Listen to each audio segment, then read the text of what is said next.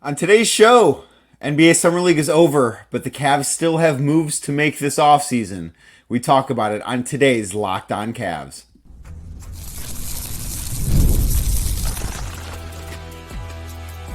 You are Locked On Cavs, your daily Cleveland Cavaliers podcast. Part of the Locked On Podcast Network, your team every day. Thank you for making Locked On Cavs your first listen every day. You can find the show wherever you get your podcasts, Spotify, Apple, anywhere else. Be sure to leave us a 5-star review. Leave some nice comments as well. Also, be sure to check the show out on YouTube. Just go to YouTube, search Locked On Cavs, subscribe, like this video as you're watching it. Make sure you click that notification bell so that anytime videos are put up on the channel, you're the first to know about it. Today's show brought to you by FanDuel. Make every moment more. As the playoffs wind down, the sports do kind of slow down a little bit in the summer, but that doesn't mean there's not stuff for you to have fun with. FanDuel's hooking up all customers with a boost or bonus daily. That's right, something for everyone, every day, all summer long. Visit FanDuel.com to get started. I'm Danny Cunningham, everyone. You might know me from my time covering the Cleveland Cavaliers at places like 92.3 The Fan, Cleveland Magazine, or a number of other stops along the way. Today, I want to talk about not only what the Cavs have done so far this offseason, because I think that for the most part, they've done really good things. I do. They haven't done enough necessarily for my liking, but I think the things they have done have been good, and what is left to come, because the NBA for the most part is kind of going on summer vacation now that Summer League is over. Like yesterday's championship game in Vegas is sort of the unofficial start for summer vacation for a lot of executives. So that means things might slow down, and think back even a couple years ago when the Cavs traded for Donovan Mitchell. That didn't happen until things really started ramping up as we got closer to training camp. That was September 1st, I believe that deal was made. So to recap, thus far, what the Cavs have done. Just yesterday, they officially extended Evan Mobley. He officially signed his deal, was announced by the team yesterday. So that is done. They extended Donovan Mitchell, 3-year deal worth $150 million. Third year is a player option, but they got that done. I think those two things were the two most important things, certainly Donovan Mitchell's deal, the most important things that the Cavs could have done this offseason, and they got that accomplished. And I think, yes, sometimes extensions can seem like formalities. If you listen to the national media, that's not how a lot of people felt about Donovan Mitchell until all of a sudden they did feel that way about Donovan Mitchell and the Cavs. But either way, that is a huge win for the team. And I think they deserve a lot of credit for the last 2 years because they took a giant swing and still got it done. They took a giant swing in trading for Mitchell, and the fact that he re-signed here and extended and wants to spend the best years of his career in Cleveland is a major victory. So those are two things that they did that I think are huge wins. The other things, plural, that they've done, because there actually have been 4 of them, despite no outside signings or trades. They've done 4 total things this offseason. Number 3, drafted Jaylon Tyson. Going to have a lot on Tyson this week. Was really impressed with what he did in the Las Vegas Summer League. I thought he started a little slow. That first game against Orlando, I think you could tell he just had some first NBA moment jitters, if you will, and then really turned it on. I was really impressed by the way he finished up Summer League. So we will talk plenty about him as this week goes on. And then, of course, the first move that they actually made this offseason was, I guess, 2 moves in one. That was relieving JB Bickerstaff of his head coaching duties and hiring Kenny Atkinson as Bickerstaff's replacement. So that is, in a summary, what the Cavs have done so far. It doesn't sound like a lot, and it's not a lot, but each move that they have made has been, I think, very, very important. So that leads me to, okay, well, what's left, right? Because if they've only done 4 things, that means there must be plenty left to do. And there is stuff still left to do. I don't know how eventful it's going to be of a summer. The Cavs do seem very interested in running back the core 4. And I know that makes some people very happy. I know that makes some people a little disappointed because you don't think that the Cavs are going to get better if they just stay the same. And I understand both sides of that argument. I probably fall on the they should trade Jarrett Allen side of the argument, but I understand both sides of that argument. I do think the Cavs want to keep that group together. I think Kenny Atkinson wants to have Jared Allen on this roster. I think that he is someone Atkinson is comfortable with. I think he's someone Atkinson knows can play really well. And I do think that Kenny has a vision for this group. For this group of 4 core players, I think he has a vision, and we will, if you want to give that time, I understand it. I get it. I'm willing to see what Kenny Atkinson can do with this group, because at the end of the day, all 4 of those guys are all-star caliber players, right? But I do think that is one of the things that they need to figure out. As I mentioned at the top of the show, trades still happen late in the offseason. They do. The Cavs traded for Donovan Mitchell in September. Just because they haven't made a trade yet doesn't mean that they can't or won't make a trade at all this offseason. Sometimes these things can happen on a different schedule than we anticipate them happening. But I think that's thing number 1 they need to decide to do. I don't know if it'll be the first thing that's decided, but they need to figure out. And my guess is they have figured this out, and the answer is no. But they need to figure out if they want to make a trade, a big trade. My guess is no. My guess is that they don't. But that needs to be something, and I do believe it has been figured out, but that needs to be something that still is yet to be figured out potentially. I think it has been, but if not, that is something that is still on the to-do list. If they do decide to do it, what's the proper way to, I don't want to say downgrade, I don't want to say upgrade, although I do think it could be an upgrade, but rearrange the talent on the roster. Again, I don't believe they're going to do that, but it's a possibility. The other thing that I think is really worth looking at internally is whether or not Jarrett Allen's team is interested in extending with the Cavaliers. And I talked about this a little bit on yesterday's episode of Locked On Cavs in more detail than I'll get into here. So if you want to listen to that, please go back, check it out. It was yesterday's Locked On Cavs. Allen is eligible for an extension. Now, his contract, 5 years, $100 million, it's flat. So it's $20 million a year. He can extend for up to 140% of his current contract. So that current contract, $20 million a year. That means his extension, if he decides to extend off this deal, could be up to $28 million a year. I think as a player, Jared Allen is probably worth more than that. But if the Cavs, if he wants to sign that extension, I think that's something the Cavs should be very, very interested in, because like I said, I think he's worth more than that. I think right now, the contract Jared Allen is on is an absolute bargain. I truly believe that. If he were to be on a $28 million contract per year that extends another 4 years or another 3 years, I guess it would be after this current deal, I think that would still be a bargain for him. So that is something that's a little bit of unfinished business, I think, this offseason, is figuring out whether, one, Allen wants to extend his deal, and two, if the Cavs have the possibility to extend it. That is something that I think is absolutely worth figuring out this offseason. The other thing that is very important, this is probably the thing that's going to get finished first of all the things I talk about today. Maybe not first, but it'll be, I think it's the most pertinent. And that is what's going to happen with Isaac Okoro. So as we know, Okoro is a restricted free agent. He's just sort of floating around right now in the NBA wilderness. There's not exactly a ton of teams out there with cap space. I don't know how interested teams are in him as a potential sign-and-trade target. Figuring out what's going to happen with Isaac Okoro is a very important part of this offseason. I started this offseason by thinking Isaac Okoro and the Cavs are going to find common ground. He will be back on the Cavs next year. He'll sign a deal, whether it's 3 years, 4 years, whatever it will be. He and the Cavs will come together and make this work. That lasted for a little bit. And then I thought, oh, well, you know what? If something hasn't gotten done now, could Isaac Okoro have a sign-and trade out there? Is that something that could be on the table for him where he's not in Cleveland because the Cavs end up having a sign and trade in place with him that's able to, one, get Okoro into a situation that he wants to be in, and two, brings back a couple of assets that can help improve the Cavs right now. I spent some time thinking that was the case. After I got back from Summer League, after talking to people out there about Isaac Okoro particularly, I'm not so sure that's going to be the case. I have flipped back to thinking Okoro is going to be back in Cleveland. Now, of course, these things can change. They absolutely can change.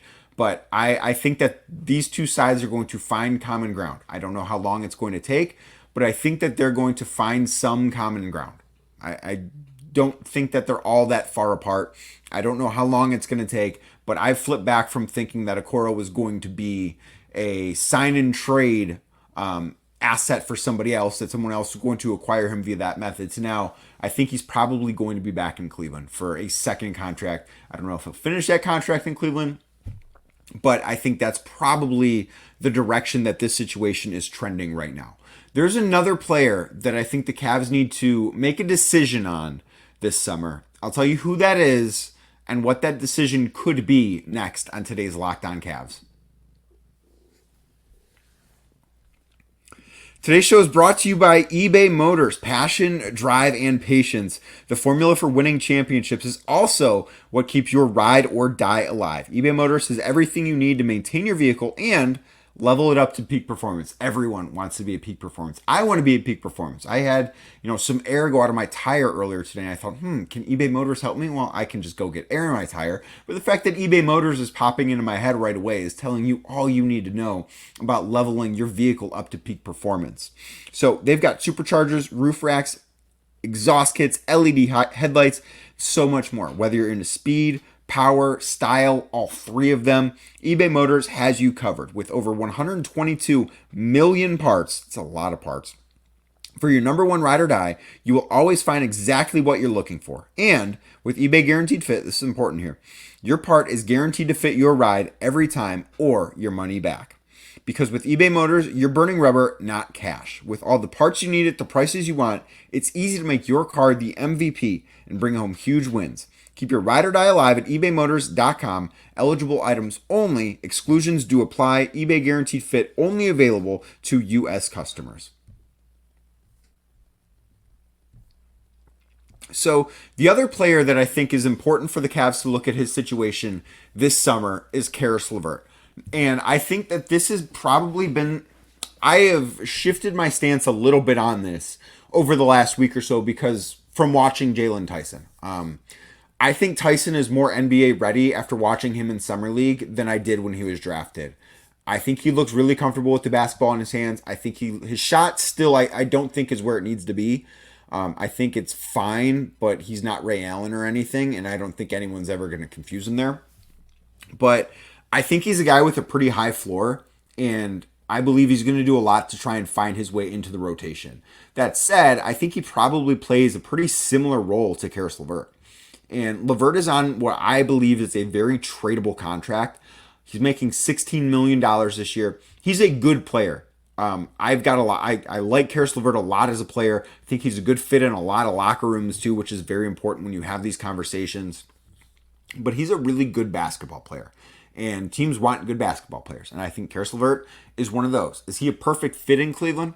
No, he's not. He needs to be in a place where he can have the ball in his hands more often. That's why you often see his best games when one of Darius Garland or Donovan Mitchell is not available to the Cavs. They're out with injury or rest or something else.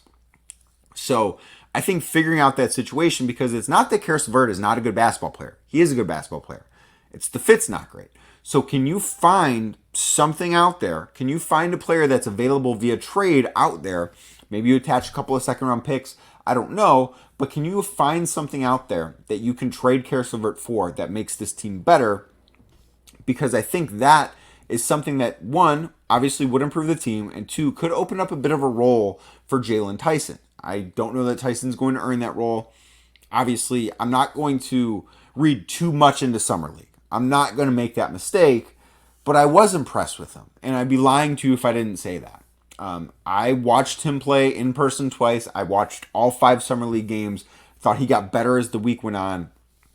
And that game against the Lakers, it was the Cavs' 4th Summer League game. They lost to the Lakers. Jaylon Tyson was the best player on the floor. Like, he was fantastic. He was really, really good. They let him play point guard. They let him play what I think could be his future role coming off the bench, where he leads his second unit. Maybe that's a little bit too much to ask for as a rookie. Maybe that's just, dreaming, I don't know, a little bit too big. But I think that's going to be his role at some point. I do. And if that's his role, well, where does Caris LeVert fit in? I don't know that he does. Again, I don't know that that's Tyson's role this year. That might be too much of an ask for a rookie. But it's worth pondering, how ready is he? How ready is Jaylon Tyson to be an NBA player right now?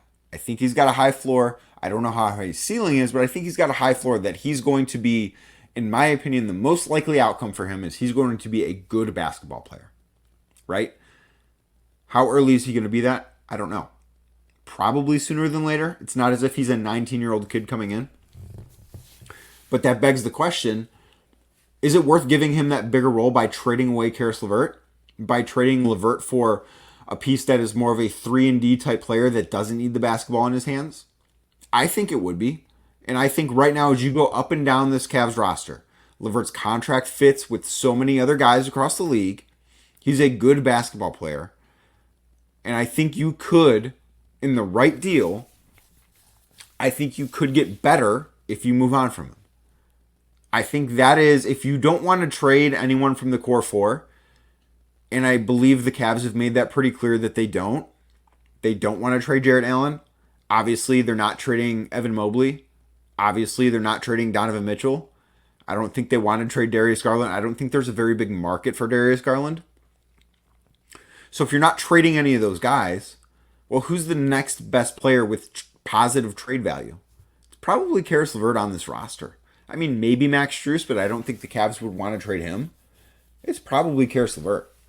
When you add in the fact, too, that LeVert is on an expiring contract, that is another piece of this puzzle that just makes it make a little bit more sense. If there's a team out there, like, I don't know, the Brooklyn Nets, that could use an expiring contract to clear their books next summer and just make their future books a little more palatable, while they also don't care about how many games they win this year, as they very clearly signaled we are going to be bad.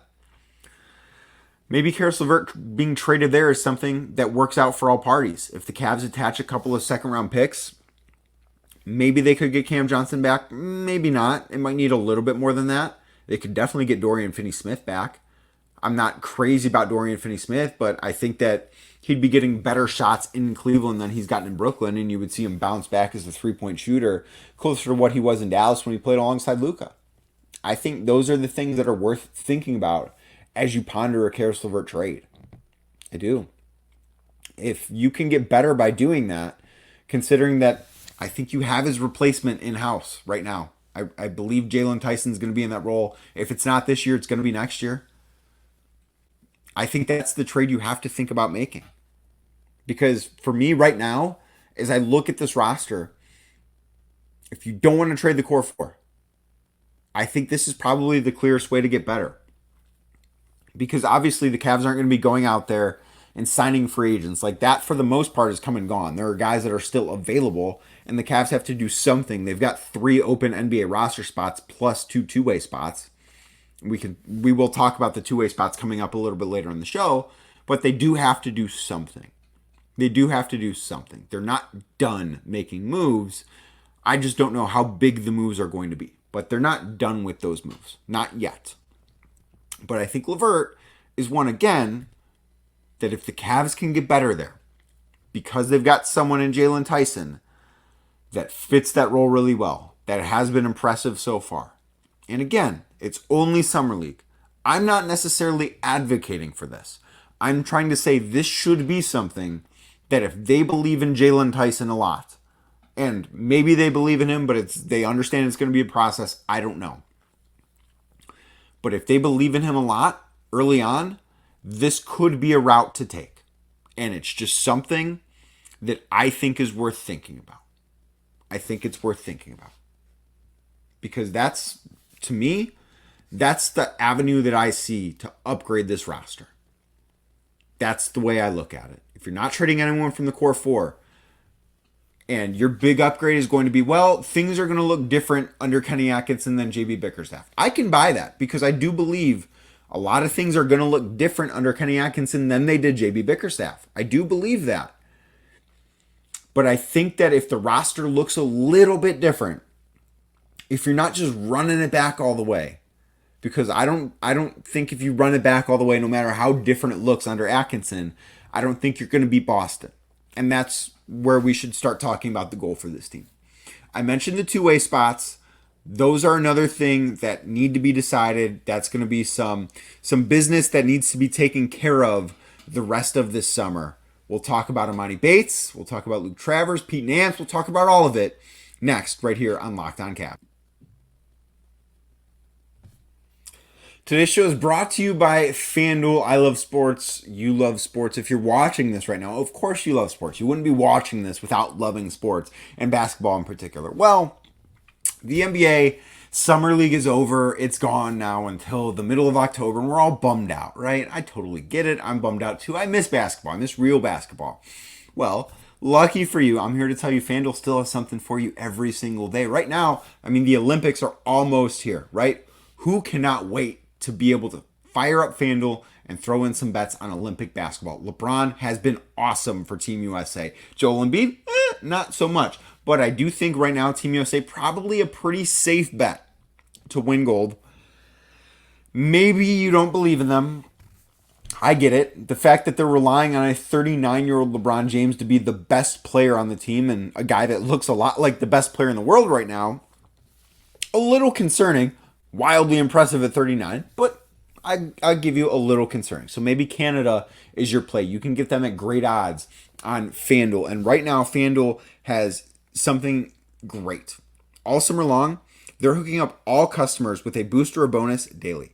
That's right, something for everyone, every day, all summer long. Baseball, Olympics, WNBA when that gets back after their Olympic break. Football is coming. You've got something for everyone all summer long. Head on over to FanDuel.com, that's FanDuel.com, and start making the most out of your summer. FanDuel, the official sports betting partner of Major League Baseball.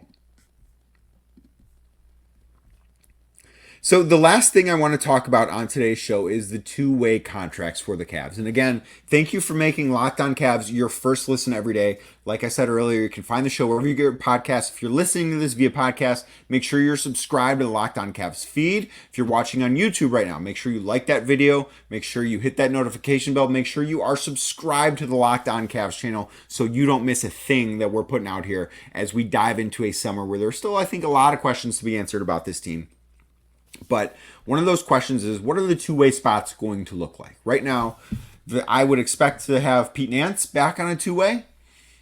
I think my inclination is that the Cavs would like to have Emoni Bates on a two-way contract again this year. He's got a restricted tender where he's out there. He's not floating in the wilderness the same way that Isaac Okoro is. These things are very different. Like being a restricted free agent and being a restricted two-way guy is much, much different. But my educated guess is that the Cavs would like to have Emoni Bates back on a two-way contract again this year. I thought Bates showed some good things in Summer League. I thought he showed that there's still some stuff he needs to work on in the G League. He was the 48th overall pick for a reason. The talent is very clearly there. I think that he could be turned into a guy that is a great catch and shoot option on the perimeter. His defense needs to improve very much. There were too many times in Summer League where I thought his awareness defensively wasn't where it needed to be, or he got beat to spots, or, I'm not going to call him lazy because I don't think that's it, but I just didn't think he was what he needed to be defensively. Offensively, you're going to have nights where you make shots. You're going to have nights where you miss shots. He had one night where I think he was 4 of 12 or 3 of 12 from 3 and 4 of 18 from the field. With him, those types of nights are going to happen. They are. Now, maybe can his offensive profile look similar to what J.R. Smith did? I think so. And if that's the case, I think you'd be pretty happy. Like if he turns into J.R. Smith in the NBA, I think you'd be thrilled. Thrilled. The other one is, I think, a bit more of a question. Luke Travers has made it known he wants to be in the NBA. I expected to see more out of him in Las Vegas in the Summer League. He was the guy that I thought, okay, this is his third Summer League. He's going to go out there. He's really going to grasp this opportunity.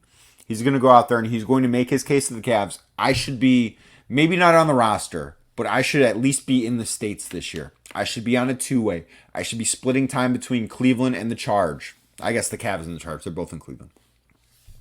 I thought that was going to happen.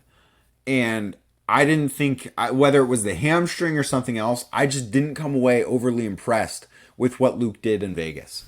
And I thought going into that, okay, he could be that third two-way guy, because my guess is Pete Nance is going to be back. He could be that third two-way guy. And I left it going, you know what? Maybe that's not going to be the case. I don't know. So I think that is something that as the summer continues on, that's another thing to keep a close eye on, because the Cavs do have roster spots to fill. They've got to fill the two ways. Well, they don't have to, but they will fill the two ways. They have a couple more like standard contract slots. Maybe Tristan Thompson is back. I don't know. Maybe he is back.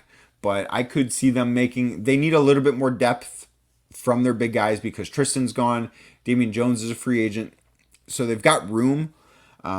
They have to make a move there. I don't know what that move is going to be. Last year, Tristan Thompson signed like on the eve of training camp. I could totally see that happening again. I'm not sure. But that is an area where they need a little bit more depth. They do need some more depth there. So those are the things, those are the questions we still have about this Cavs team as the offseason continues on.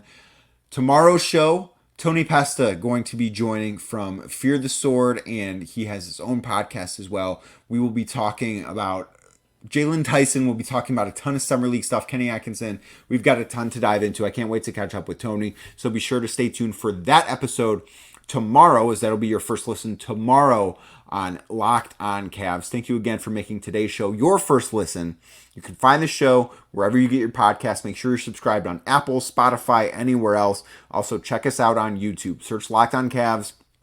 If you're watching this video right now and you haven't given it a thumbs up, what are you doing? Hit that like button for me. Subscribe. Hit that notification bell. Make sure you are getting the latest Locked On Cavs content as soon as you possibly can. I will be back again tomorrow with another great edition of Locked On Cavs. Thank you for tuning in.